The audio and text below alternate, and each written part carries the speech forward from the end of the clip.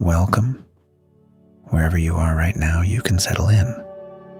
If you are lying down, that is fine.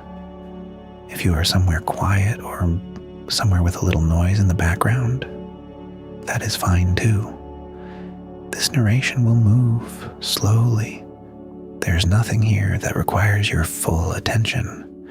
You can follow along closely, or you can let the words wash over you at whatever depth feels natural. Tonight, we are going to spend some time with winter. Like the video if you find it helpful, and subscribe to support the channel. Not a specific winter day, and not a dramatic story about survival or cold. Just winter itself. What it is, where it comes from, how it moves through the world, and what it leaves behind. The science of it, the geography of it, and the quiet, unhurried rhythms that define it. Winter is one of the 4 seasons experienced across much of the planet. It is the season most associated with cold, with shorter days, with snow in the places that receive it, and with a particular kind of stillness. But winter is not the same everywhere. It behaves differently depending on where you are in the world. And in some parts of the earth, it barely arrives at all. We will move through all of that gradually. There is no rush here, no information that needs to be absorbed by any particular time. If you drift off somewhere along the way, that is perfectly fine. The narration will continue, and if you come back to it, it will still be here, calm and steady. So take a breath. Let your body become a little heavier, and let winter settle around you, slowly and without urgency. Winter is a season. More precisely, it is one of the 4 temperate seasons, the others being spring, summer, and autumn. It is generally understood as the coldest of the 4, and it is defined by a combination of reduced sunlight, lower temperatures, and, depending on latitude, various forms of precipitation, including snow, sleet, and freezing rain. In a scientific sense, winter is caused by the tilt of the Earth's axis in relation to the sun. The Earth does not orbit the sun in a perfectly upright position. Its axis is tilted at approximately 23.5 degrees. This tilt means that as the Earth travels around the sun over the course of a year, different parts of the planet receive different amounts of sunlight at different times. When the northern hemisphere is tilted away from the sun, that half of the world experiences winter. The days are shorter. The sun rises later and sets earlier. And when sunlight does arrive, it strikes the surface at a lower angle, spreading its energy across a wider area and warming the land less efficiently. At the same time, the southern hemisphere is tilted toward the sun, and it is experiencing summer. The seasons in the 2 hemispheres are always opposite. When it is winter in Canada, it is summer in Argentina. When it is winter in Germany, it is summer in South Africa. Winter in the northern hemisphere is typically said to begin around the 21st or 22nd of December, the winter solstice, and to end around the 20th of March. These dates mark the astronomical definition of the season.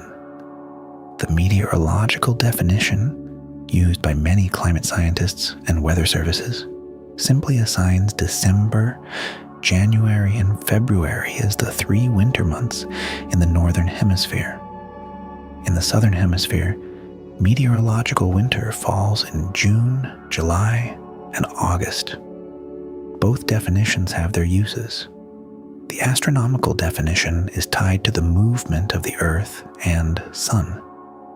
The meteorological definition makes it easier to compare climate data across different years and regions.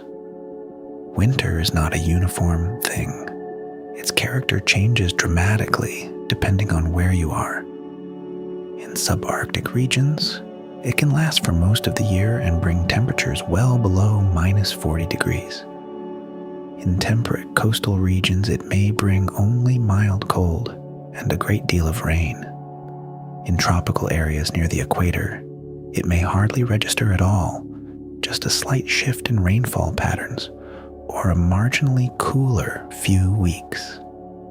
The idea of winter as a season of snow and cold is real, but it is a partial picture. Winter is a relationship between the earth and the sun, and how that relationship plays out depends entirely on where on the earth you happen to be standing. Winter does not arrive equally across the globe. Its character is shaped by latitude, altitude, proximity to oceans, and the direction of prevailing winds. Understanding how winter varies across different regions helps to build a clearer picture of what this season actually is. At the highest latitudes, the Arctic and Antarctic, winter is extreme and prolonged. In these regions, the polar night means weeks or months without sunlight. Temperatures can drop to -40 or even -50 degrees Celsius in the most severe inland areas. The Antarctic interior, home to research stations rather than permanent populations, regularly records the lowest natural temperatures found anywhere on Earth. The lowest reliably recorded temperature was -89.2 degrees Celsius, measured at the Soviet Vostok station in Antarctica in July of 1983. Moving toward the middle latitudes, the temperate zones, winter becomes more variable. In continental interiors, far from the moderating influence of oceans, winters can be very cold and dry. Siberia, central Canada, and parts of Central Asia experience this kind of climate. Cities like Yakutsk in Russia, sometimes called the coldest city on Earth, can see average January temperatures below -40 degrees Celsius. In these regions, the cold is not just uncomfortable. It shapes architecture, transportation, clothing, agriculture, and daily life. Coastal regions at similar latitudes tend to experience milder winters. The ocean acts as a thermal reservoir, absorbing heat during summer and releasing it slowly through the winter months. Western Europe, for example, experiences considerably milder winters than regions at the same latitude in North America or Asia. London sits at roughly the same latitude as parts of Newfoundland, yet its winters are far less severe, largely because of warm ocean currents, particularly the North Atlantic Current, an extension of the Gulf Stream. That moderate temperatures along the Western European coast. At middle latitudes in the interior of continents, snow becomes a regular feature of winter. The snowfall patterns of a place like the Great Plains of North America or the steppes of Central Asia are shaped by the interaction of cold Arctic air masses and moisture from nearby water sources. The Great Lakes region of North America is particularly well known for what is called lake effect snow, intense, narrow bands of heavy snowfall that form when cold air moves across the relatively warm, open water of the Great Lakes and picks up moisture before depositing it as snow on the downwind shores. In mountainous regions, winter behaves differently still. Altitude lowers temperature significantly, generally by about 6 degrees Celsius for every 1,000 meters of elevation. This means that mountain ranges at relatively low latitudes can still experience heavy snowfall and harsh winter conditions.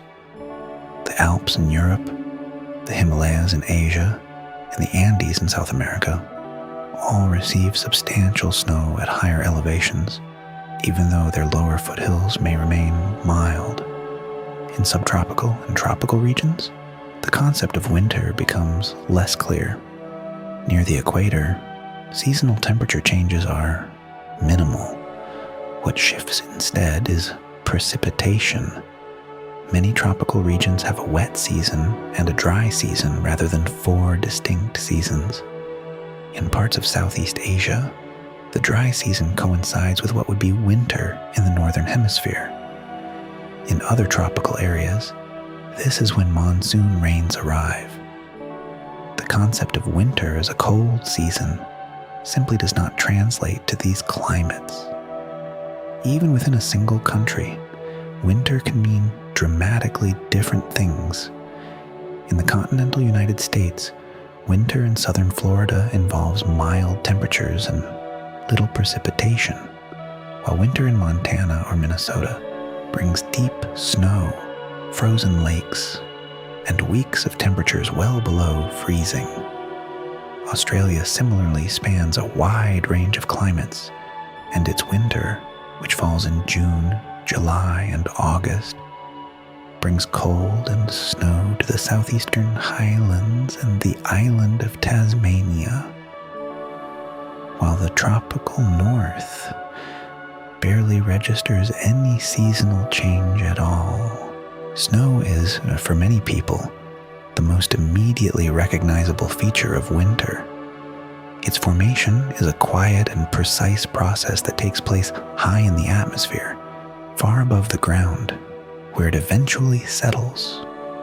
Water in the atmosphere exists as vapor, invisible gas. When moist air rises and cools, the water vapor reaches a point called the dew point, at which it begins to condense. If temperatures are above freezing, this condensation forms liquid water droplets, which become clouds or fog. If temperatures are below freezing, the water vapor can bypass the liquid phase entirely and instead sublimate directly into ice crystals. This process is called deposition. These initial ice crystals are tiny and hexagonal in structure, a result of the way water molecules bond together at low temperatures. Each crystal begins growing as more water vapor deposits onto its surface. The shape it develops depends on the specific temperature and humidity of the air through which it falls. Snowflakes are not all the same. The classic 6-pointed star shape, called a stellar dendrite, is just one of many possible forms. Snowflakes can also take the shape of columns, needles, plates, hollow columns, and capped columns. The variety is generated by the varying conditions the crystal encounters as it descends through different layers of the atmosphere.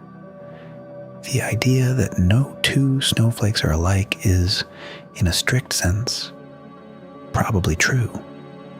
The number of possible ways water molecules can arrange themselves in a growing ice crystal, given the enormous range of possible temperature and humidity conditions, is effectively astronomical.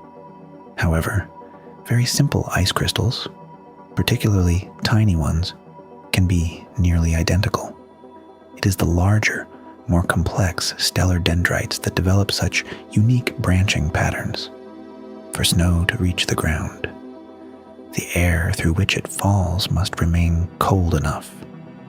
If the snow passes through a layer of warmer air, it can partially or fully melt, reaching the ground as sleet or rain instead. If it refreezes near the surface after melting, it becomes freezing rain, which coats surfaces in a layer of ice. These distinctions, snow, sleet, freezing rain, all involve precipitation, beginning as ice crystals high in the atmosphere and transforming during their descent, based on the temperature profile of the air below. Freshly fallen snow is not particularly dense. It contains a great deal of air between the crystals. A layer of new snow might be 10 to 15 times the volume of the water it contains. Over time, as snow accumulates and compresses under its own weight, the crystals break down and recrystallize, and the snowpack becomes denser. In mountainous regions, the gradual compression of snow over years and decades eventually forms glacial ice. Ice dense enough that much of the air is expelled, and it takes on a faint blue-green hue. The sound-dampening quality of fresh snow is something many people notice without necessarily thinking about why it occurs. The reason is the air trapped between snow crystals. Just as insulating materials absorb sound by interrupting sound waves with tiny air pockets, freshly fallen snow does the same. This is why a heavy snowfall can make a landscape feel unusually quiet. Sounds that would normally travel easily through air become absorbed by the snowy surface. The winter solstice is the moment when one of Earth's poles reaches its maximum tilt away from the sun. In the northern hemisphere, this occurs around December 21st each year. In the southern hemisphere, it occurs around June 21st. On the day of the winter solstice, the hemisphere experiencing it has its shortest day and its longest night of the year. In places like Reykjavik in Iceland, the sun may only remain above the horizon for 4 to 5 hours. In areas north of the Arctic Circle, the sun does not rise at all. This is called polar night, a period during which the sun stays continuously below the horizon. At the exact moment of the solstice, the sun reaches its lowest arc across the sky for the year. It rises in the southeast, moves in a low, curved path, and sets in the southwest. For those observing it from a temperate location, the sun appears to barely climb above the horizon before descending again. After the solstice, something subtle begins to shift. The days start to grow longer again, by only a few seconds at first, and then gradually by a few minutes each day. This slow return of light is imperceptible in the days immediately following the solstice, but it is happening nonetheless. The sun has reached its lowest point, and from here, it begins to climb again. The winter solstice has been observed and marked by human cultures for thousands of years. At Newgrange in Ireland, a prehistoric monument built around 3200 BCE, a narrow chamber is aligned so precisely that on the morning of the winter solstice, sunlight enters through a small roof opening and illuminates the inner passage for a brief period. Stonehenge in England is also aligned with the solstice, with the setting sun on the winter solstice framed between its stones. In Scandinavia, the ancient midwinter festival of Yule was held around the solstice. Roman celebrations of Saturnalia and Dies Natalis Solis Invicti, the birthday of the unconquered sun, also fell around this time. Many of the winter holiday traditions observed across the world today have roots that reach back to these much older observances of the solstice. There is a distinction worth noting between the solstice and the period of coldest temperatures. The winter solstice marks the shortest day and the point of maximum solar retreat. But the coldest temperatures of the year in the northern hemisphere typically arrive in January and February, weeks after the solstice. This delay is sometimes called seasonal lag, and it occurs because the oceans and land continue releasing heat stored from summer even as the days begin growing longer. It takes time for that stored warmth to dissipate, and by the time it does, winter has already passed its astronomical midpoint. cold in winter is not simply a matter of thermometer readings. The experience of cold is shaped by several factors beyond air temperature alone. Wind chill is one of the most significant.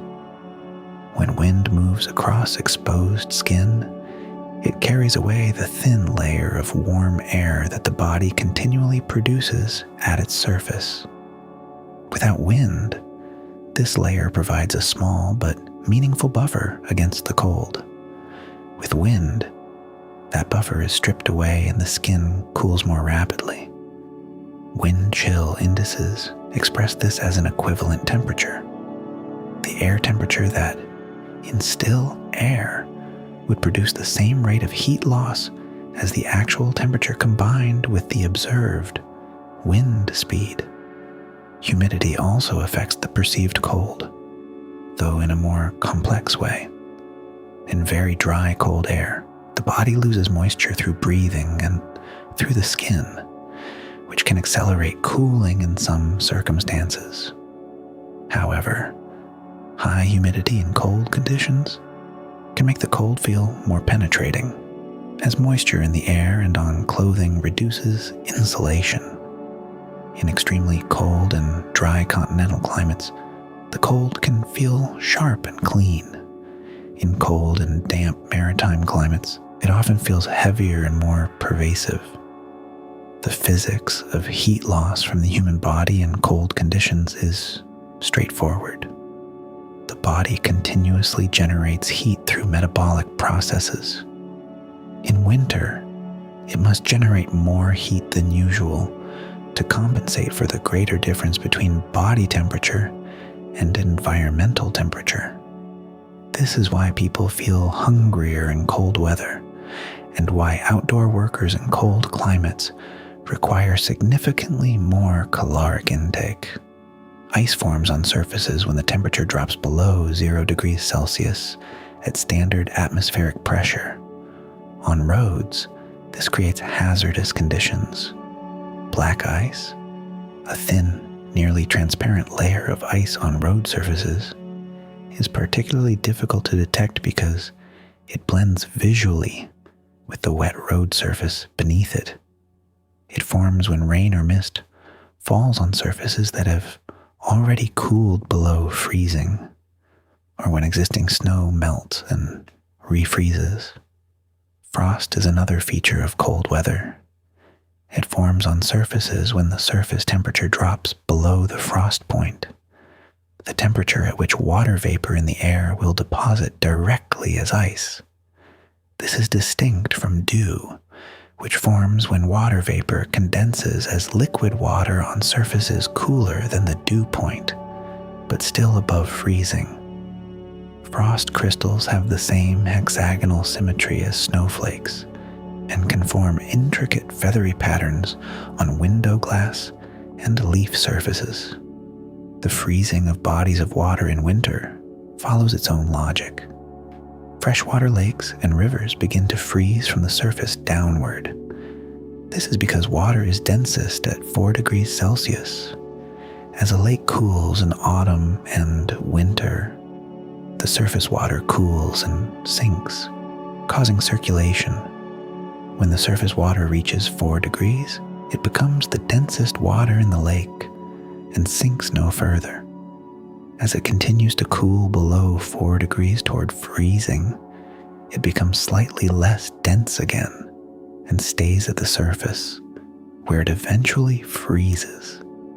This behavior of water reaching maximum density just above its freezing point is what allows lakes to freeze from the top rather than the bottom, and it is also what allows aquatic life to survive winter in cold climates.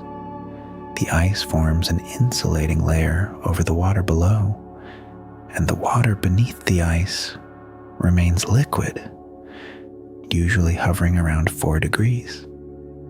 Fish, invertebrates, and other aquatic organisms slow their metabolism and continue to live through the winter in this cold but unfrozen water. Winter imposes a fundamental challenge on living organisms. Energy becomes harder to obtain, food sources diminish or disappear, temperatures strain the body's ability to maintain warmth. The natural world has developed a remarkable variety of strategies for dealing with this seasonal reality. Migration is one of the most well-known responses. Many species of birds and some species of mammals and insects move from areas of winter cold to areas where conditions remain more hospitable. Songbirds that breed across northern forests during summer travel thousands of kilometers to spend winter in subtropical or tropical regions. The Arctic tern completes one of the longest migrations of any animal, traveling from the Arctic to the Antarctic and back each year. A round trip that can exceed 70,000 kilometers. The triggering of migration is typically not temperature itself, but the change in day length, the shortening of daylight hours as autumn progresses. Photoreceptors in the brains of many birds detect this change and initiate hormonal shifts that prompt restlessness, fat accumulation, and eventually departure. This sensitivity to day length, called photoperiodism, allows animals to begin preparing for migration before temperatures actually drop. Hibernation is another winter strategy, and it is distinct from simple sleep. During true hibernation, an animal's core body temperature drops dramatically, sometimes to just a few degrees above the ambient temperature. Heart rate slows from dozens of beats per minute to just a few. Breathing rate drops to 1 or 2 breaths per minute. Metabolism slows to a fraction of its normal rate. The animal survives on fat reserves accumulated during autumn. True hibernators include ground squirrels, bats, hedgehogs, and dormice. Bears, often thought of as hibernators, actually enter a less extreme state called torpor. A black bear's body temperature drops only a few degrees during winter sleep. The bear can be roused more easily than a true hibernator, and female bears give birth and nurse cubs during this period. In this sense, bears are light sleepers compared to ground squirrels, which may not wake at all during months of hibernation. Some animals take a different approach. Insects, amphibians, and reptiles are ectothermic. Their body temperature is regulated largely by their environment. In cold climates, they become inactive when temperatures fall, entering states of dormancy. Frogs may burrow into pond mud or leaf litter. Some species of turtle can remain submerged under ice through the entire winter, absorbing small amounts of oxygen through specialized skin surfaces. Many insects overwinter as eggs or pupae, stages of the life cycle that are more resistant to cold. The wood frog of North America has one of the most remarkable winter survival strategies of any vertebrate. During freezing temperatures, it allows its body to actually freeze. Ice forms between its cells, and the frog's heartbeat stops. It produces high concentrations of glucose that act as a cryoprotectant, protecting cells from damage during the freeze. When temperatures warm in spring, the frog thaws and resumes activity. It is in effect temporarily and reversibly frozen. Animals that remain active through winter must adapt in other ways. Many develop thicker winter coats. The Arctic fox, for example, has an exceptionally dense winter coat that allows it to remain comfortable at temperatures down to minus 50 degrees. Weasels and snowshoe hares change the color of their coats from brown or gray in summer to white in winter, providing camouflage in snow. This seasonal change in coat color is called molting, and it is triggered by changes in day length rather than temperature. Food storage or caching is another winter strategy. Squirrels, Jays, nutcrackers, and various other animals collect and store food during autumn. They hide it in numerous locations, a strategy called scatter hoarding, and rely on spatial memory to retrieve it during winter. Not all of it is found. The unclaimed seeds and nuts often germinate in spring, making food-caching animals inadvertent participants in forest regeneration. Plants face the challenge of winter without the option of moving to a warmer place. Their strategies are built into their biology, physiological changes that allow them to either endure the cold in a dormant state or to continue functioning slowly through the winter months. Deciduous trees, those that lose their leaves each autumn, are perhaps the most familiar symbol of seasonal change. The process by which they shed their leaves is not passive decay, but an active, orderly process. As day length shortens in late summer and early autumn, trees begin to produce a zone of specialized cells at the base of each leaf stem. These cells eventually break down the connection between leaf and branch.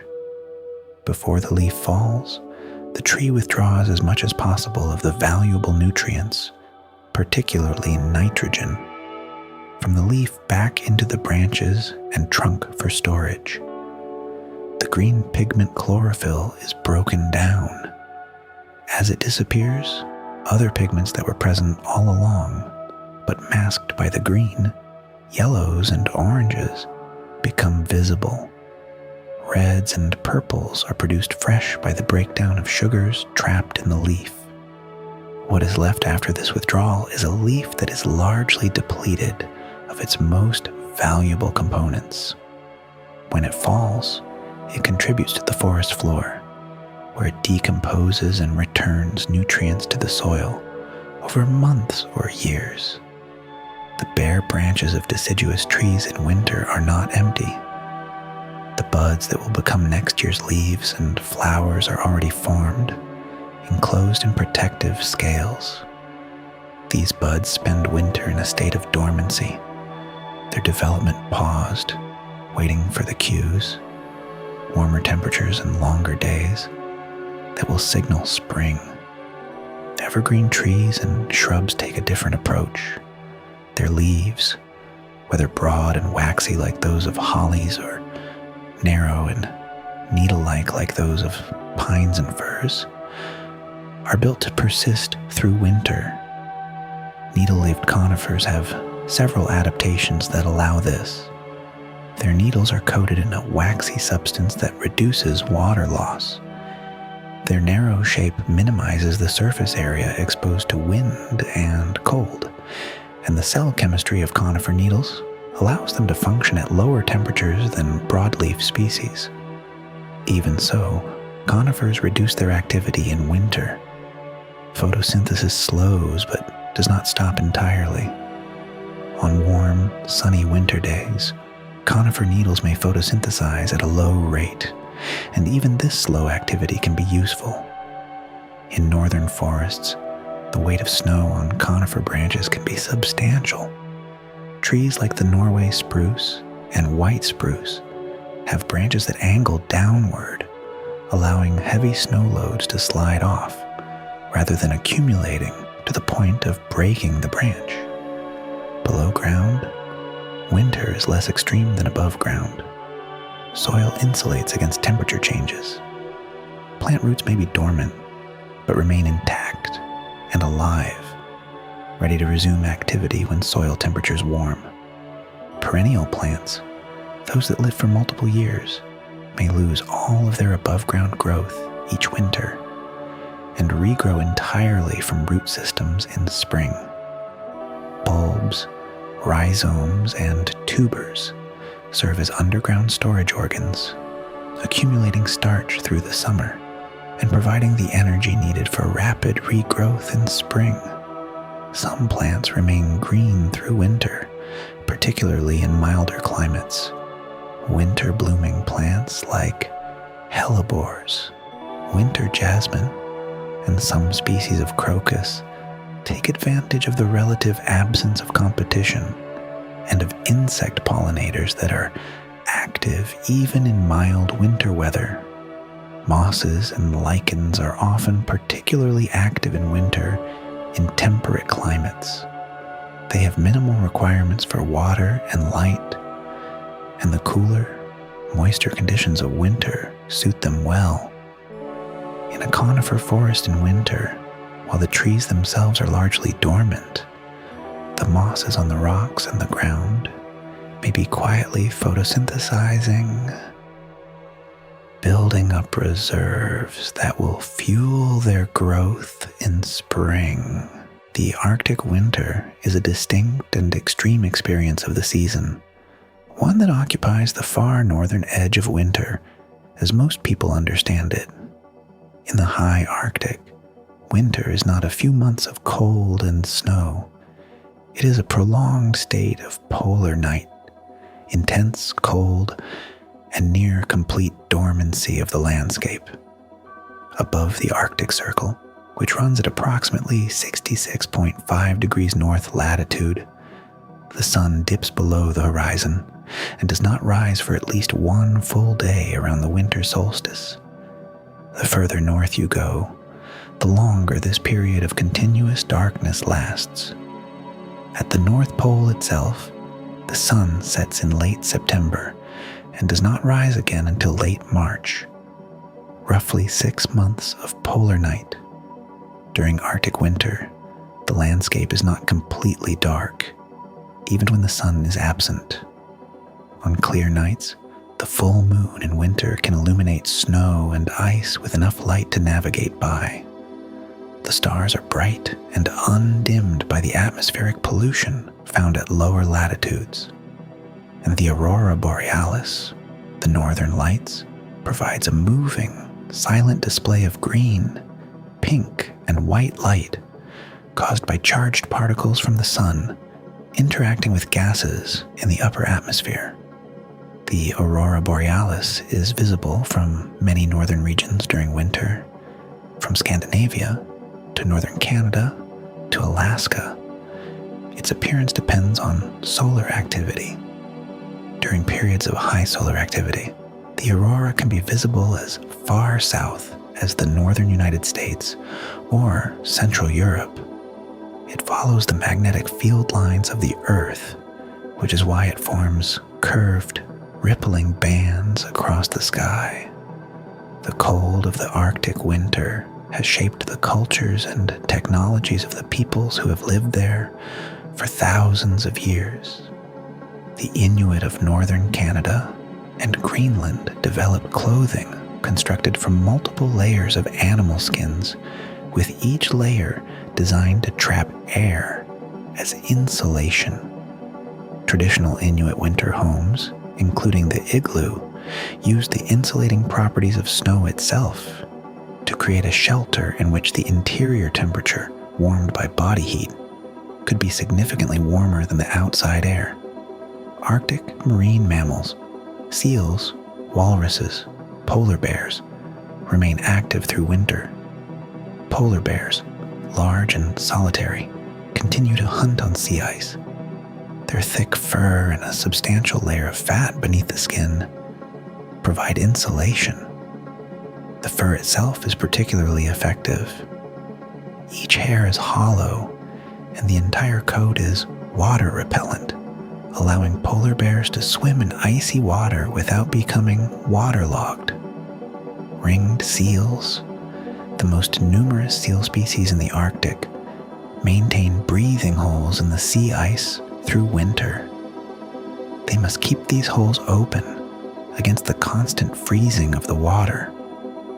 Polar bears rely heavily on these breathing holes, and the ice edge, areas where open water meets sea ice, for hunting.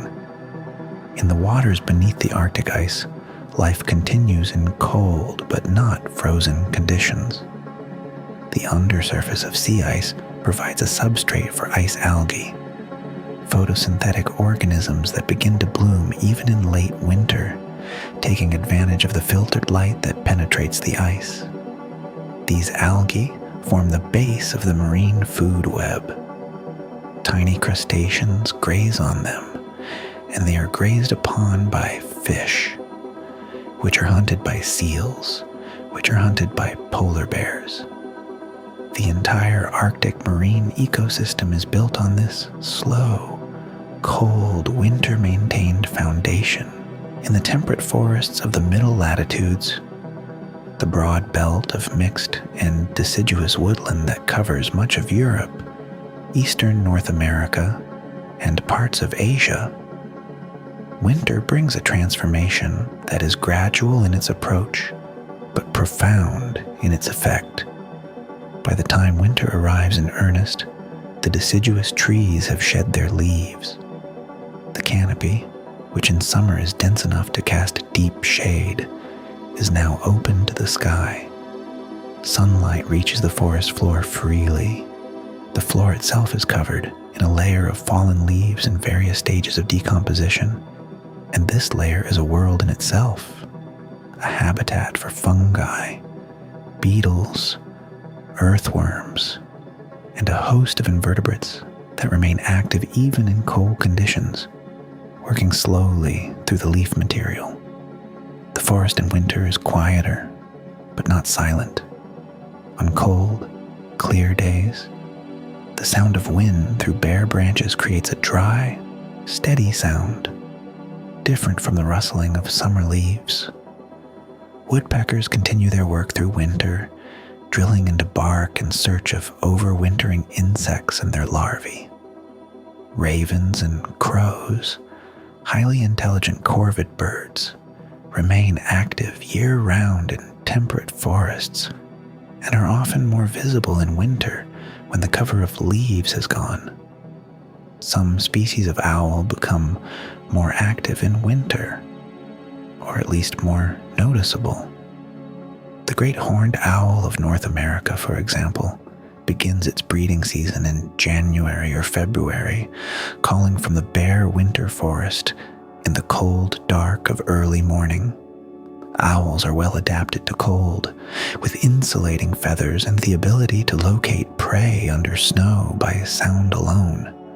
Snow in a temperate forest has its own character. Fallen in the right conditions, it coats every branch and twig. Under a heavy snowfall, the forest becomes almost monochromatic, all white above and gray below, the vertical lines of tree trunks standing against white ground. After a snowfall, the forest is at its quietest, sound absorbed on every surface. Deer and other large herbivores in temperate forests face winter as a period of reduced food availability. They shift their diets from summer foliage, which is largely gone, to bark, twigs, dried grasses, and whatever they can forage under the snow. Their metabolism slows somewhat. They gather in areas with more shelter, often south-facing slopes, or dense stands of evergreen trees that provide windbreaks. White-tailed deer in North America, for example, may gather in deer yards, areas of dense conifer forest that offer shelter from wind and deep snow. These yards can contain large numbers of deer.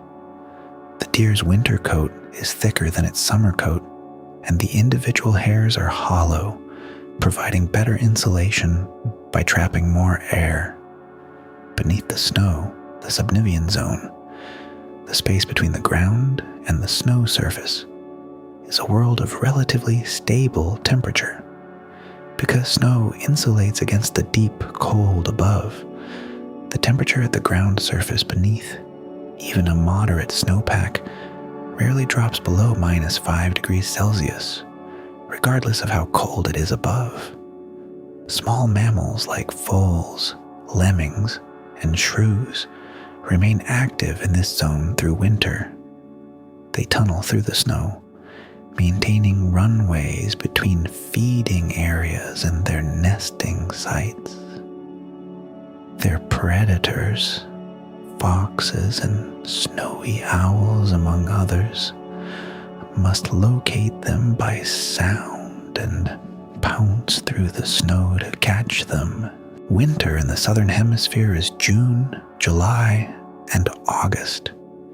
It is easy to forget for those living in the northern hemisphere that for half the world, these months are the cold months, the time of short days and long nights. The southern hemisphere contains proportionally more ocean than the northern hemisphere. This has a moderating effect on temperatures. Oceans warm and cool more slowly than land masses, so the southern hemisphere's winters are generally less extreme than those of equivalent latitudes in the north. Antarctica is the exception. It is the coldest place on Earth during any season, and its interior is so cold, so elevated, and so far from the sea that no ocean effect can reach it. In South America, the Andes Mountains experience significant winter snowfall at high elevations. The ski resorts of Chile and Argentina, in the southern hemisphere's winter, are active from June to September, at the same time as North American ski resorts are in their off-season. This makes them popular with northern hemisphere skiers during what is summer back home. Patagonia, the vast region at the southern tip of South America, experiences a particularly harsh and windy winter. The landscape, open steppe, and forests of Langa Beach is subjected to fierce westerly winds that blow in from the Southern Ocean, unimpeded by any significant landmass for thousands of kilometers. These winds are among the strongest and most consistent on Earth at those latitudes, a consequence of the relative absence of land in the southern middle latitudes to interrupt their flow. Southern Africa experiences mild to moderate winters in most populated regions. The South African Plateau, which includes the interior of the country, sits at high elevation and can experience cold nights and morning frost, though daytime temperatures remain relatively mild. Snowfall is infrequent, but not unknown in the higher areas of the Drakensberg Mountains and the Lesotho Highlands. Southern Australia, including Victoria and Tasmania, experiences a cool, temperate winter. Melbourne, located at roughly 37 degrees south latitude, has winters that are mild compared to cities at equivalent latitudes in the northern hemisphere, again due to the moderating influence of the Southern Ocean. The island of Tasmania, further south, is more exposed and receives more rainfall and lower temperatures. Its higher peaks receive snow regularly each winter. New Zealand spans a range of latitudes and climates. Its South Island, more southerly and more mountainous, receives substantial winter snowfall in the Southern Alps. The ski resorts of the South Island operate through June, July, and August. The North Island, warmer and more subtropical in its northern reaches, experiences much milder winters, though the central volcanic plateau can receive snow at higher elevations. Antarctica during the southern hemisphere winter enters its most extreme phase. The sun disappears entirely from the sky for months at a time. The sea ice that surrounds the continent expands dramatically, roughly doubling the effective area of Antarctica during winter as the ocean freezes outward. Emperor penguins, uniquely among penguins, breed during the Antarctic winter. The males huddle together on the sea ice for months, each incubating a single egg balanced on their feet, maintaining its warmth against winds and temperatures that can drop below minus 60 degrees Celsius. This is one of the most demanding nesting behaviors of any bird species. Winter, taken on the scale of geological time and planetary geography is not just a seasonal phenomenon. It is also evident in the permanent features of the planet. The ice sheets, glaciers, and permafrost that represent the accumulated cold of long periods, and which carry within them a record of past climates. Glaciers form where more snow accumulates each year than melts. The snow compresses over time into firn, a granular intermediate form, and then into dense glacial ice. As the ice deepens, it flows under the pressure of its own weight. Glaciers are not static. They move downhill slowly, dragging rock and sediment with them and sculpting the landscape as they go. The ice sheets of Greenland and Antarctica are the largest accumulations of ice on Earth. The Antarctic ice sheet contains approximately 26.5 million cubic kilometers of ice. The Greenland ice sheet contains approximately 2.85 million cubic kilometers.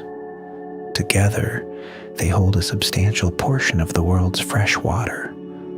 If fully melted, the combined effect on global sea levels would be enormous, though such an event would require thousands of years under any realistic set of conditions.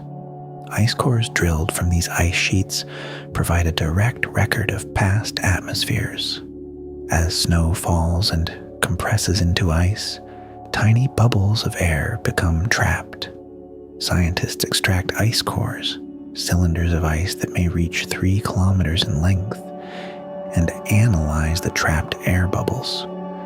This analysis reveals what the atmosphere's composition was when that snow fell. Layers of ice can be dated by counting annual snow layers, just as tree rings are counted to determine a tree's age. The oldest ice cores recovered from Antarctica extend the climate record back approximately 800,000 years. Permafrost is ground that remains at or below 0 degrees Celsius for at least 2 consecutive years. It underlies roughly a quarter of the land surface of the Northern Hemisphere, including vast areas of Siberia, northern Canada, and Alaska. In some places, permafrost extends hundreds of meters deep. The upper layer, called the active layer, thaws and refreezes each year. Below it, the permafrost itself can be thousands of years old. Frozen within permafrost, preserved by the cold, are the remains of ancient plants, animals, and ecosystems. Well-preserved woolly mammoths have been recovered from Siberian permafrost. Ancient seeds, some thousands of years old, have been successfully germinated after thawing. The permafrost is in this sense a kind of accidental archive of former environments. Arctic winters maintain the permafrost by preventing the ground from warming. The relationship between seasonal winter cold and the persistence of permafrost is direct.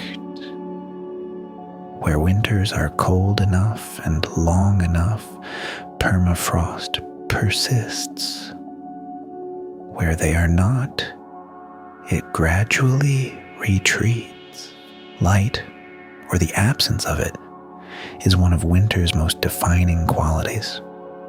In northern regions, the shortening of days is felt gradually through autumn until, by midwinter, the day may be only 7 or 8 hours long at 40 or 50 degrees latitude. Further north, it may be only a few hours.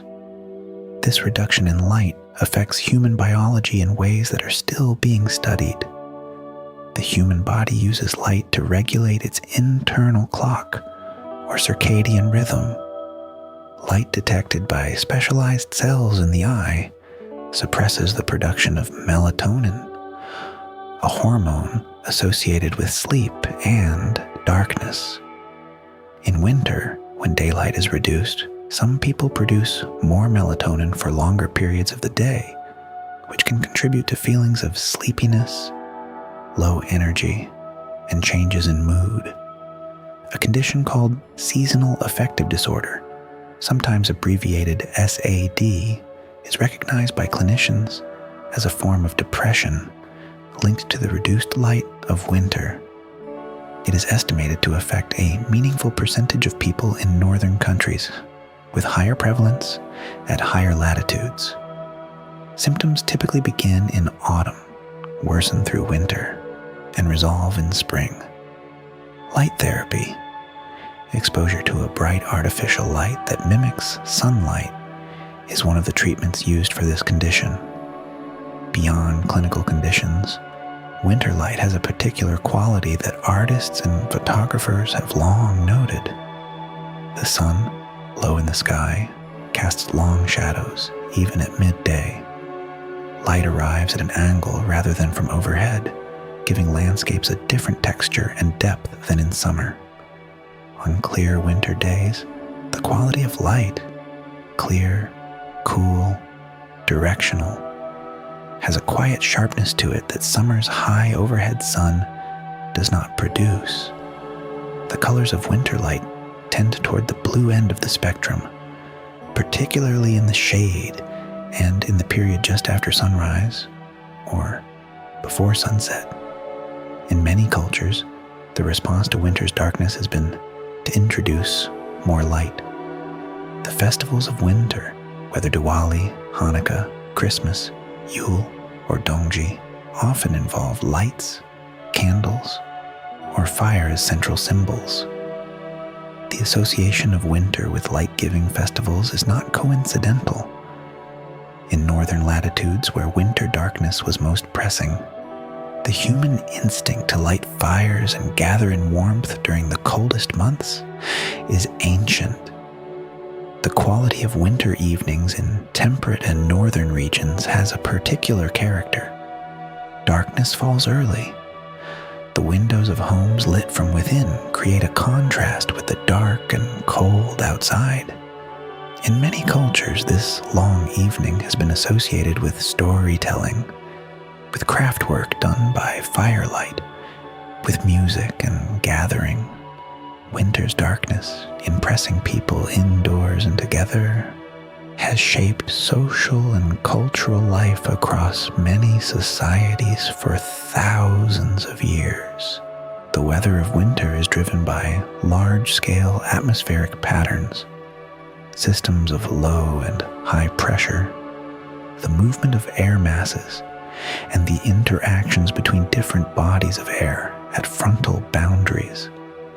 Winter storms in temperate regions typically develop along fronts, boundaries between cold air masses moving from polar regions and warmer, moister air from lower latitudes. When a mass of cold polar air pushes southward and meets warmer air, the cold, denser air slides under the warm air, forcing it upward. This lifting of warm, moist air produces clouds and precipitation. If temperatures are cold enough through the depth of the atmosphere, the precipitation falls as snow.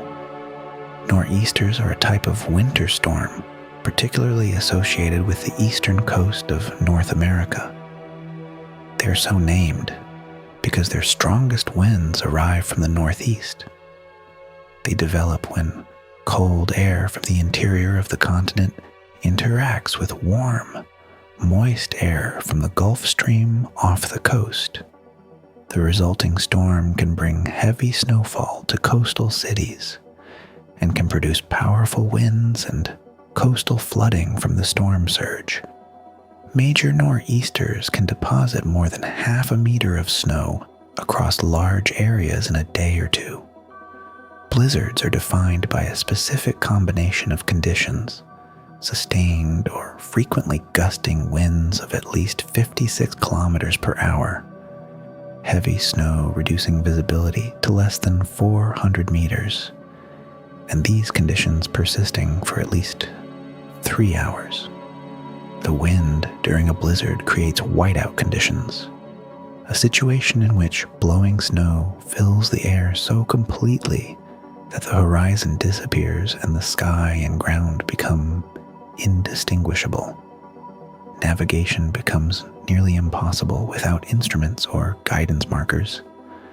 Ice storms are among the more destructive winter weather events. They occur when a layer of warm air above the surface is sandwiched between cold air below and above. Rain falling through the warm layer reaches the surface as liquid, then freezes instantly in contact with objects that have cooled below freezing. The resulting glaze ice coats roads, power lines, and tree branches in a layer that can reach several centimeters thickness in a severe storm. The weight of ice on tree branches can bring down large limbs. On power lines, it can cause them to sag or snap. Ice storms cause billions of dollars in damage each year and can leave communities without power for days or weeks. The polar vortex is a large-scale circulation of cold air that sits over the Arctic region throughout winter. It is maintained by the strong temperature contrast between the Arctic and the mid-latitudes. When the polar vortex is strong and stable, it confines cold air to the north. When it weakens or becomes disrupted, large masses of very cold Arctic air can spill southward into the temperate zone, producing dramatic cold snaps that may last for days or weeks. High-pressure systems in winter tend to bring cold, clear weather. Under a high-pressure system, air sinks and spreads outward. Sinking air is compressed and warms slightly as it descends, suppressing cloud formation. This is why the coldest winter nights often occur under clear skies. Without clouds to trap heat radiated from the ground, temperatures drop rapidly after sunset. Water in its various forms, snow, ice, frost, and the frozen rivers, shapes the winter landscape in ways that are both visually striking and ecologically important. A frozen river is a different thing from the same river in any other season. The ice forms from the banks and shallows inward, gradually building across the surface. On large, slow rivers, the ice may be thick enough to walk or even drive across. On fast-flowing rivers, the surface may freeze into jumbled chunks of ice, creating a rough, irregular surface. Under the river ice, the water continues to flow, somewhat slower than in summer due to increased viscosity at cold temperatures. Fish remain in deep pools. Aquatic insects and invertebrates are present in reduced numbers but still active. The river, frozen above, is alive below. The sounds of ice are distinctive. As temperatures fluctuate, ice on lakes and rivers expands and contracts, producing booming, cracking sounds that can travel long distances across the open winter landscape. These sounds, sometimes described as the ice singing, are a feature of winter at high latitudes that can be startling if unexpected. They are simply the physics of a rigid structure responding to temperature change. Icicles form when snowmelt drips from a surface and refreezes in the cold air below. The classic long, tapering icicle forms as successive drops freeze and extend the growing tip. The length and size of an icicle are a record of the cycles of melting and freezing that occurred during its formation. Frozen waterfalls are a notable winter phenomenon in cold mountain regions. When temperatures stay well below freezing for extended periods, even moving water can freeze. A waterfall in full winter freeze becomes a column of contorted ice, often with open water still flowing invisibly within. The outer ice shell may be transparent, tinged blue or green by the depth of ice beneath. Snow on the landscape is not static. Wind moves it. It settles and compresses under its own weight. It evaporates, or more precisely, sublimates, directly from the snow surface into dry air on sunny days, even when the temperature remains below freezing. This is why snowpacks can slowly shrink on sunny winter days, even when temperatures remain below zero. On south-facing slopes, solar radiation, even the low winter sun, can warm dark objects in the surface they rest on, causing localized melting even on cold days. The distribution of snow across a landscape is uneven. Wind deposits it in drifts on the lee sides of obstacles, behind fences, trees, and rock outcroppings. Wind also scours snow from exposed ridges and open plains, leaving bare ground where accumulation cannot persist. The geometry of snowdrifts is a record of prevailing winter winds, and skilled observers can read a landscape's exposure and shelter from its drifts alone.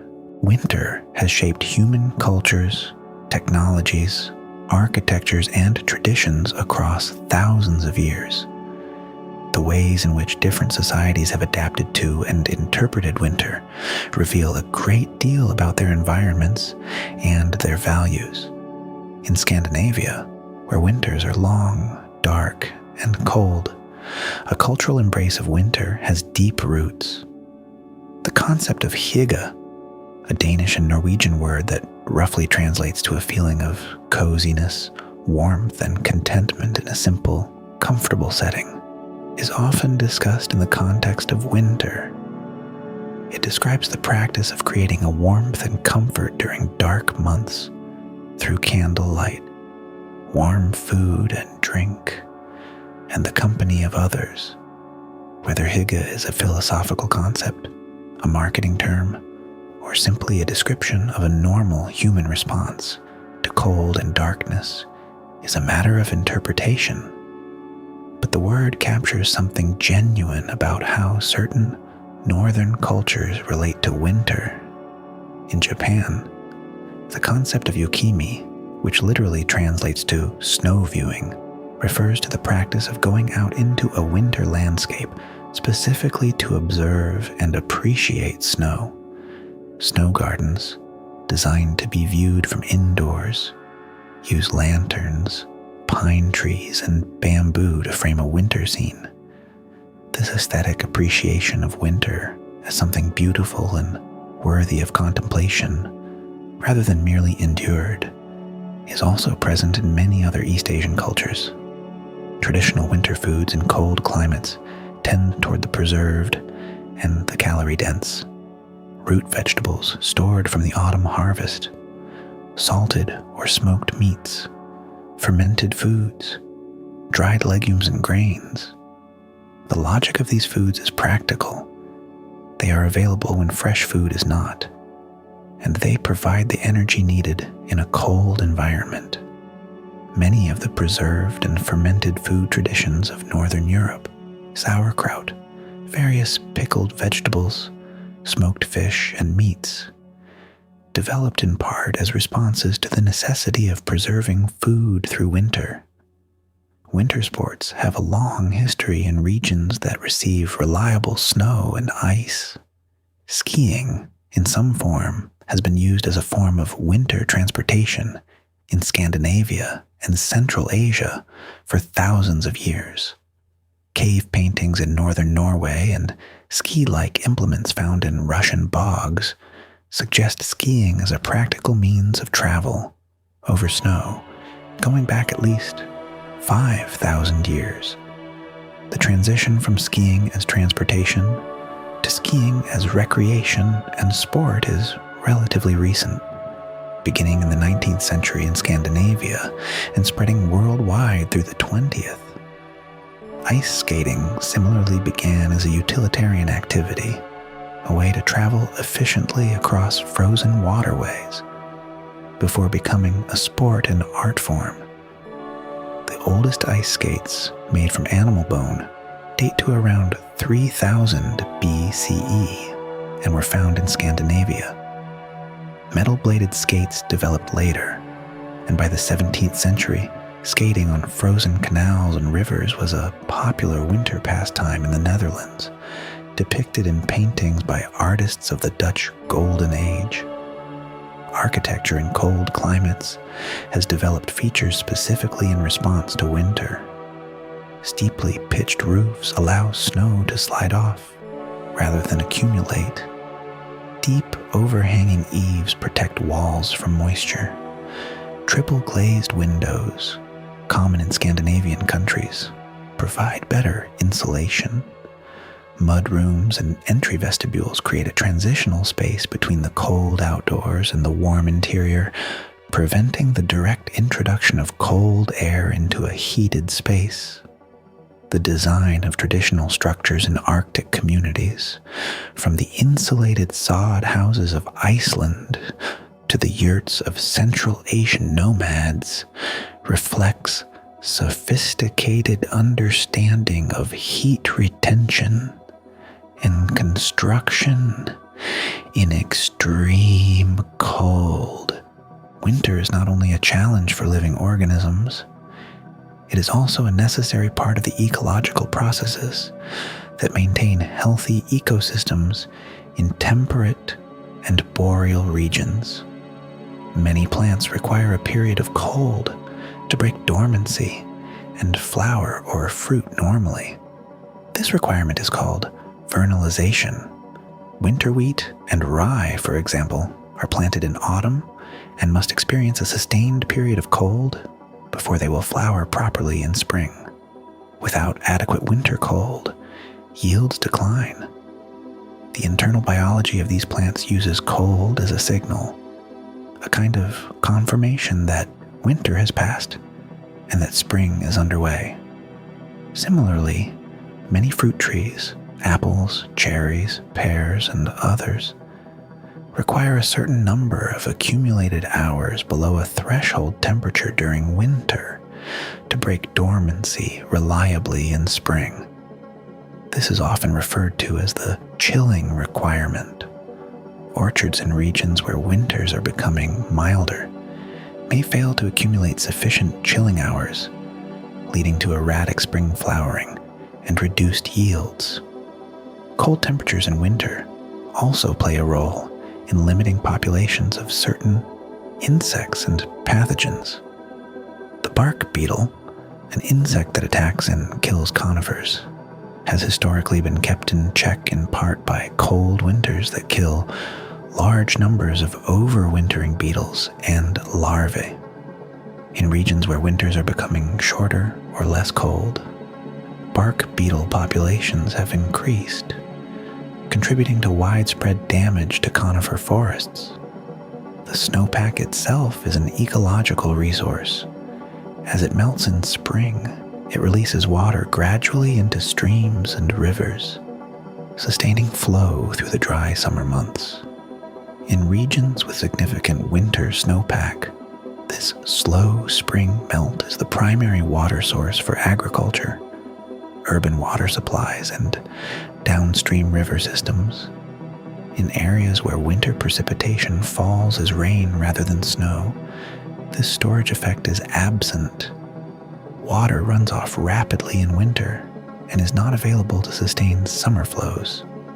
Winter flooding on floodplains, where rivers overflow their banks during snowmelt or winter rain events, deposits nutrient-rich sediment across the floodplain surface. This is one of the mechanisms by which floodplain soils maintain their exceptional fertility. Wetlands that experience winter flooding develop plant communities adapted to this seasonal inundation, and they provide habitat for water birds and other species that depend on shallow water. Fire ecology in many ecosystems is also shaped by winter. In Mediterranean climates, those with dry summers and wet winters, the winter rains promote plant growth, but summer drought desiccates vegetation into fuel. Fire during the dry season is part of the natural cycle. In boreal and temperate forests, fire ecology depends partly on whether a given summer follows a particularly dry winter and spring. There is something about winter that is harder to measure than temperature or snowfall or day length. It is a quality of the season, a texture that accumulates over weeks and months and becomes something more than the sum of its physical components. In a temperate forest in January, the trees stand bare. The ground may be frozen or covered in old snow, the kind of snow that has been there for weeks, that has settled and compacted and lost its initial brightness, taking on a matte gray-white tone. The light is flat. The sky is often overcast. The sun, when it appears, is pale and low. Everything is quieter. This quiet has a character. It is not an absence of activity. Animals are present. Water moves beneath ice. Roots sit in frozen ground. But the layers of activity are thinner. Fewer species are visible. Fewer sounds carry. The landscape is turned inward. In northern cities, winter means something else again. Snow on streets turns gray quickly under traffic. Buildings hold heat and create microclimates. The cold is navigated through layers of clothing and heated interiors. The rhythm of the city shifts. People move more purposefully from warmth to warmth, less inclined to linger in the cold. In the countryside, winter's quality depends on the landscape. On open plains, the wind is constant and the cold is unbroken by shelter. In valleys, cold air pools, valley frost is often more severe than frost on surrounding hillsides. Near the coast, sea spray freezes on shoreline rocks, and the crash of cold waves is muffled by the low sky. Winter in the high mountains is elemental. The scale of the cold, the wind, and the snow there leaves little room for anything else. The mountain is reduced to its simplest forms: rock and ice and the sky. Every element that softens a landscape in other seasons, vegetation, water, animal activity, is reduced or absent. What remains is geology. These different experiences of winter share certain qualities: a stillness, a sense of things drawn down and in, a slower pace. Whether that slowness is experienced as peaceful or oppressive often depends on the person, the circumstance, and the winter itself. No two winters are quite the same in their character, even in the same place. Some are heavy with snow from December. Others are cold and dry and long, without significant snowfall. Others are mild and gray and wet. The variable in each case is the atmosphere, that thin envelope of gas that mediates between the sun and the surface of the earth. Winter nights in the northern hemisphere offer some of the most rewarding conditions for observing the night sky. The air is often clearer than in summer. Cold air holds less moisture, and atmospheric haze is reduced. The nights are long, providing many hours of darkness, and the winter sky contains some of the brightest and most recognizable stars visible from mid-latitudes. Orion is perhaps the most immediately recognizable winter constellation in the northern hemisphere. Its distinctive pattern, a belt of 3 aligned stars flanked by bright stars at each corner, makes it easy to locate on any clear winter night. Betelgeuse, the reddish star at Orion's upper left, is a red supergiant of enormous size. Rigel, at the lower right, is a blue supergiant. Both are among the brightest stars in the night sky. Following the line of Orion's belt toward the southeast leads to Sirius, the brightest star in the entire night sky. Sirius belongs to the constellation Canis Major and has a faint blue-white color visible on very clear nights. It is the closest star to the sun, visible to the naked eye from most northern latitudes, at a distance of approximately 8.6 light-years. The Pleiades star cluster is also prominent in the winter sky of the northern hemisphere, high above the constellation Taurus. Under good conditions, most observers can see 6 or 7 stars with the naked eye, though the cluster contains several hundred stars in total.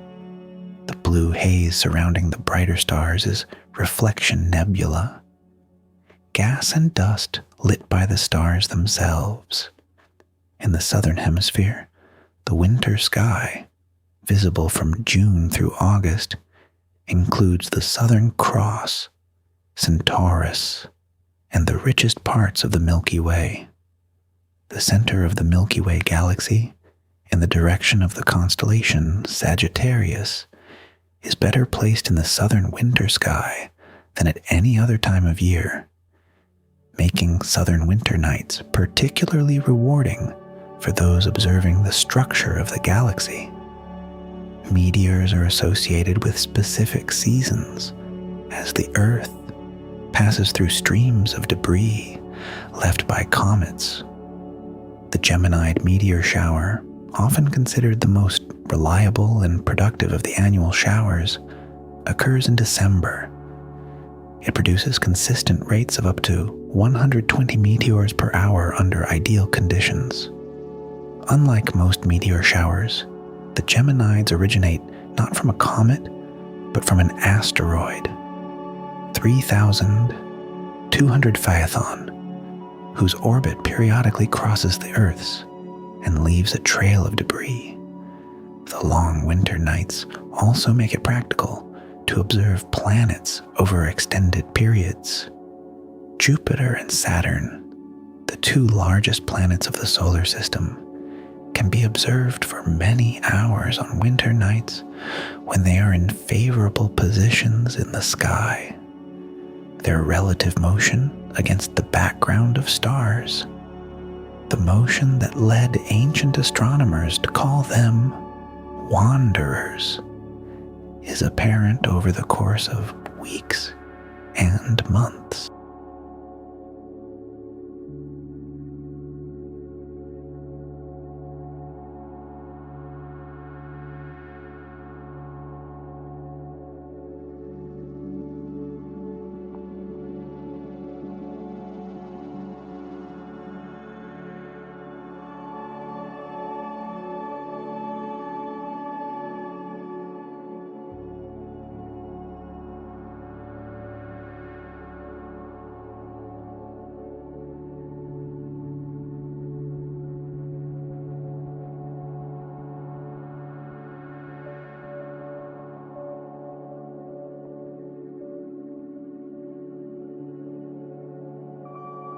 Winter nights in the northern hemisphere offer some of the most rewarding conditions for observing the night sky. The air is often clearer than in summer. Cold air holds less moisture, and atmospheric haze is reduced. The nights are long, providing many hours of darkness, and the winter sky contains some of the brightest and most recognizable stars visible from mid-latitudes. Orion is perhaps the most immediately recognizable winter constellation in the northern hemisphere. Its distinctive pattern, a belt of 3 aligned stars flanked by bright stars at each corner, makes it easy to locate on any clear winter night. Betelgeuse, the reddish star at Orion's upper left, is a red supergiant of enormous size. Rigel, at the lower right, is a blue supergiant. Both are among the brightest stars in the night sky. Following the line of Orion's belt toward the southeast leads to Sirius, the brightest star in the entire night sky. Sirius belongs to the constellation Canis Major and has a faint blue-white color visible on very clear nights. It is the closest star to the Sun, visible to the naked eye from most northern latitudes, at a distance of approximately 8.6 light-years. The Pleiades star cluster is also prominent in the winter sky of the northern hemisphere, high above the constellation Taurus. Under good conditions, most observers can see 6 or 7 stars with the naked eye, though the cluster contains several hundred stars in total. The blue haze surrounding the brighter stars is reflection nebula, gas and dust lit by the stars themselves. In the southern hemisphere, the winter sky, visible from June through August, includes the Southern Cross, Centaurus, and the richest parts of the Milky Way. The center of the Milky Way galaxy, in the direction of the constellation Sagittarius, is better placed in the southern winter sky than at any other time of year, making southern winter nights particularly rewarding for those observing the structure of the galaxy. Meteors are associated with specific seasons, as the Earth passes through streams of debris left by comets. The Geminid meteor shower, often considered the most reliable and productive of the annual showers, occurs in December. It produces consistent rates of up to 120 meteors per hour under ideal conditions. Unlike most meteor showers, the Geminids originate not from a comet, but from an asteroid, 3,200 Phaethon, whose orbit periodically crosses the Earth's and leaves a trail of debris. The long winter nights also make it practical to observe planets over extended periods. Jupiter and Saturn, the 2 largest planets of the solar system, can be observed for many hours on winter nights when they are in favorable positions in the sky. Their relative motion against the background of stars, the motion that led ancient astronomers to call them wanderers, is apparent over the course of weeks and months. The ocean in winter behaves differently from the summer ocean. The surface waters cool. The temperature gradient between surface and depth decreases. Storms increase in frequency and intensity. The sea-air boundary is more active, and the exchange of heat, gases, and moisture between ocean and atmosphere intensifies. Ocean waves in winter are generally larger than in summer, driven by stronger winds and more frequent storm systems.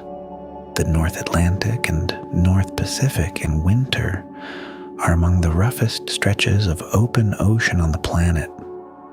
Storm waves can reach heights of 15 meters or more during major storm events, and the swell generated by large storms travels thousands of kilometers before reaching distant coastlines.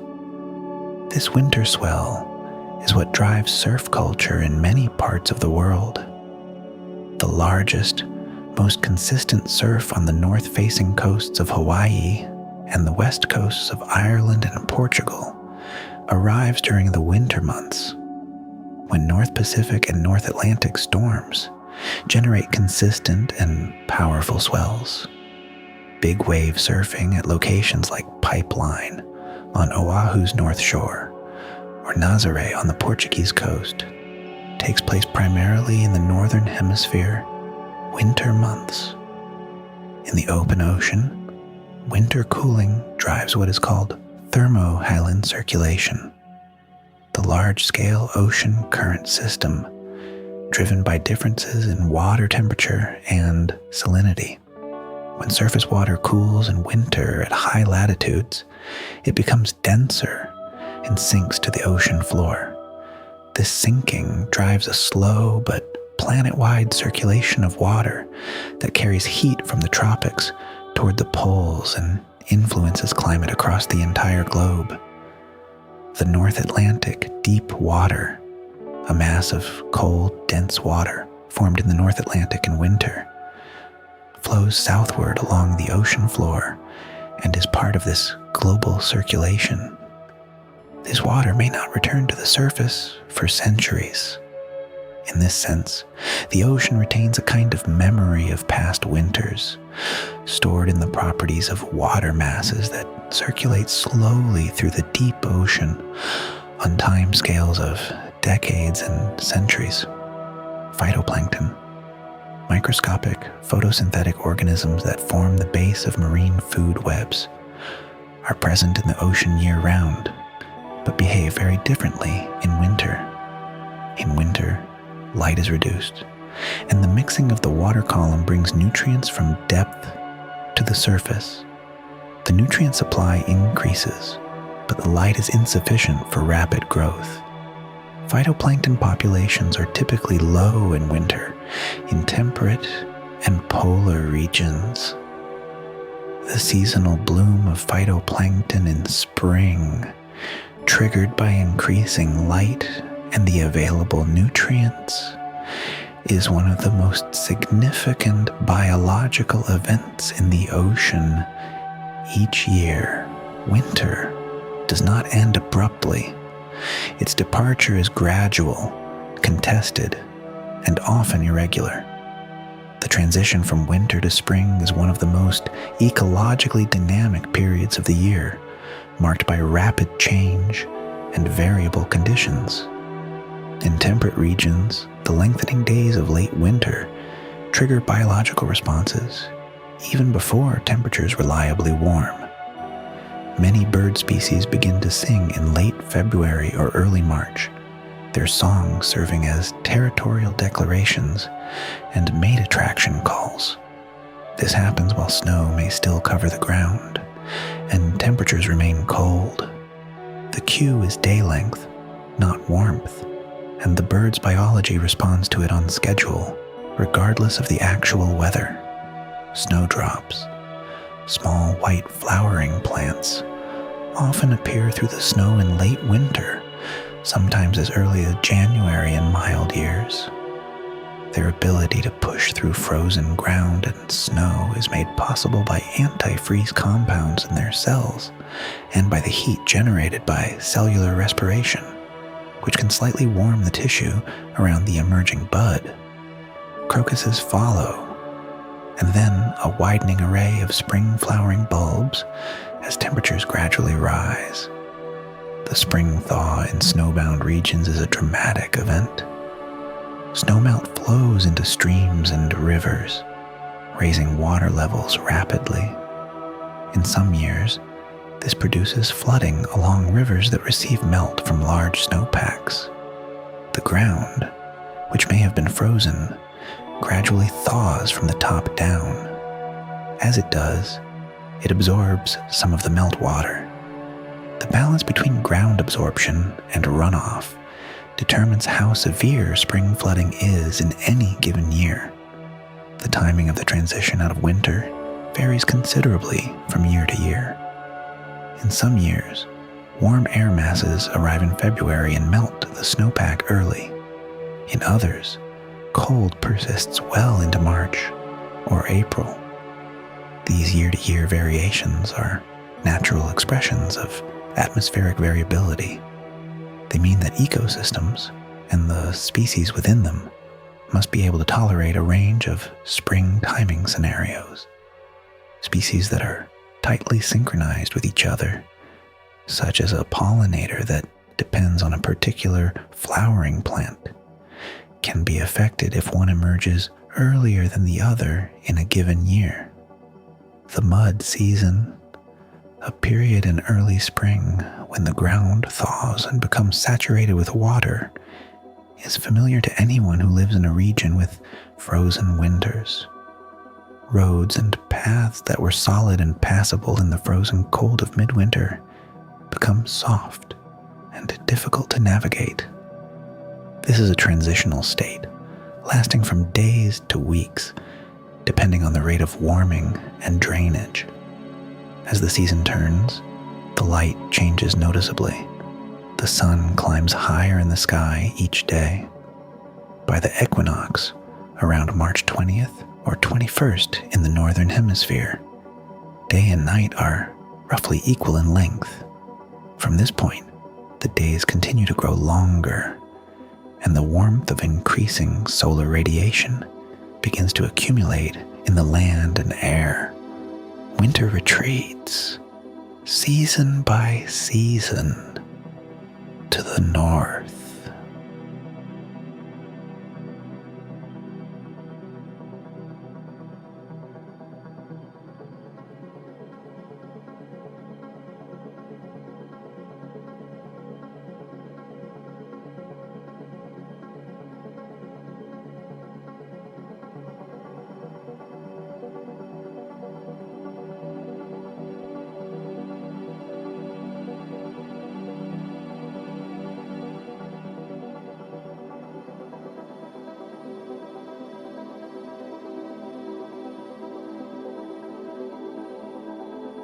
Plants face the challenge of winter without the option of moving to a warmer place. Their strategies are built into their biology, physiological changes that allow them to either endure the cold in a dormant state or to continue functioning slowly through the winter months. Deciduous trees, those that lose their leaves each autumn, are perhaps the most familiar symbol of seasonal change. The process by which they shed their leaves is not passive decay, but an active, orderly process. As day length shortens in late summer and early autumn, trees begin to produce a zone of specialized cells at the base of each leaf stem. These cells eventually break down the connection between leaf and branch. Before the leaf falls, the tree withdraws as much as possible of the valuable nutrients, particularly nitrogen, from the leaf back into the branches and trunk for storage. The green pigment chlorophyll is broken down. As it disappears, other pigments that were present all along, but masked by the green, yellows and oranges, become visible. Reds and purples are produced fresh by the breakdown of sugars trapped in the leaf. What is left after this withdrawal is a leaf that is largely depleted of its most valuable components. When it falls, it contributes to the forest floor, where it decomposes and returns nutrients to the soil over months or years. The bare branches of deciduous trees in winter are not empty. The buds that will become next year's leaves and flowers are already formed, enclosed in protective scales. These buds spend winter in a state of dormancy, their development paused, waiting for the cues, warmer temperatures and longer days that will signal spring. Evergreen trees and shrubs take a different approach.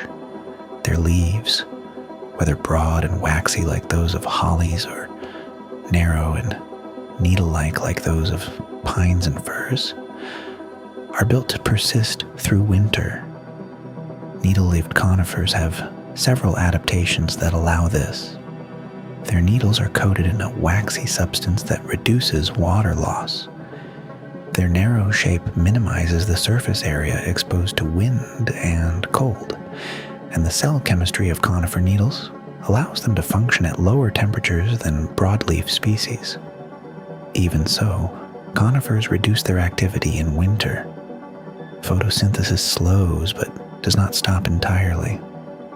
On warm, sunny winter days, conifer needles may photosynthesize at a low rate, and even this slow activity can be useful. In northern forests, the weight of snow on conifer branches can be substantial. Trees like the Norway spruce and white spruce have branches that angle downward, allowing heavy snow loads to slide off rather than accumulating to the point of breaking the branch. Below ground, winter is less extreme than above ground. Soil insulates against temperature changes. Plant roots may be dormant, but remain intact and alive, ready to resume activity when soil temperatures warm. Perennial plants, those that live for multiple years, may lose all of their above-ground growth each winter and regrow entirely from root systems in spring. Bulbs, rhizomes, and tubers serve as underground storage organs, accumulating starch through the summer and providing the energy needed for rapid regrowth in spring. Some plants remain green through winter, particularly in milder climates. Winter blooming plants like hellebores, winter jasmine, and some species of crocus take advantage of the relative absence of competition and of insect pollinators that are active even in mild winter weather. Mosses and lichens are often particularly active in winter in temperate climates. They have minimal requirements for water and light, and the cooler, moister conditions of winter suit them well. In a conifer forest in winter, while the trees themselves are largely dormant, the mosses on the rocks and the ground may be quietly photosynthesizing, building up reserves that will fuel their growth in spring.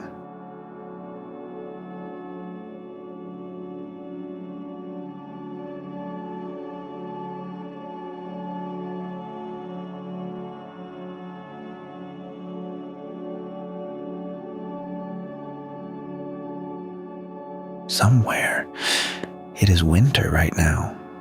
A forest stands bare against a white sky. Branches hold thin lines of snow. The ground is silent beneath its covering. A bird moves through the canopy, pausing on a branch for a moment before continuing on its way. A frozen lake holds its cold water still beneath a layer of ice. Fish move slowly in the depths. The ice creaks softly once as the temperature shifts. In the far north, the darkness is complete. Stars are visible in every direction. The air is cold and very clear. Somewhere on the horizon, a faint green light appears, shifts, curls, and fades. In a mountain valley, snow has been falling for hours. The trees are heavy with it. The usual sounds of the valley are absorbed and gone. Only the faint sound of the stream remains, moving through the ice and snow at the valley floor. In a city, it is late. The streets are quiet. Snow is falling gently on rooftops and car hoods and the tops of street lamps. The light from the street lamps catches the flakes as they pass through, each one visible for a moment, before it disappears into the white surface below. Winter moves slowly. It has been moving slowly for thousands of years, advancing and retreating, deepening and lightening, year after year across the whole surface of the planet. It is not dramatic. It is patient. It settles in. It does its work quietly. The days will grow longer. They are already growing longer, by a few seconds each day, then by minutes, then by something that can be felt. But that is not now. Now is winter, and winter is still here. The forest is quiet. The lake is still. The stars are clear. There is nothing that needs to be done. Rest here a while